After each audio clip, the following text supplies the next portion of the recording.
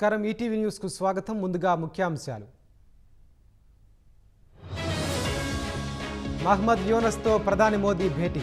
బంగ్లాదేశ్ లో మైనార్టీల భద్రతపై ఆందోళన. సుప్రీంకోర్టుకు చేరిన వక్ఫ్ బిల్లు వ్యవహారం. పిటిషన్లు దాఖలు చేసిన కాంగ్రెస్, ఎంఐఎం. ముగిసిన పార్లమెంటు బడ్జెట్ సమావేశాలు. ఉభయ సభలు నిరవధిక వాయిదా. ఔషధాలు, సెమీకండక్టర్లపైన సుంకాలు త్వరలోనే వెల్లడిస్తామన్న ట్రంప్.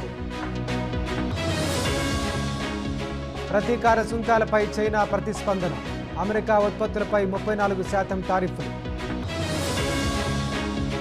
గోల్డ్ కార్డు ఆవిష్కరించిన ట్రంప్ 2 వారాల్లో అందుబాటులోకి.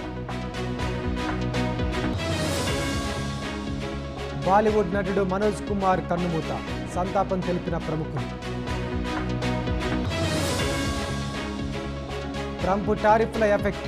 భారీ నష్టాలతో ముగిసిన స్టాక్ మార్కెట్.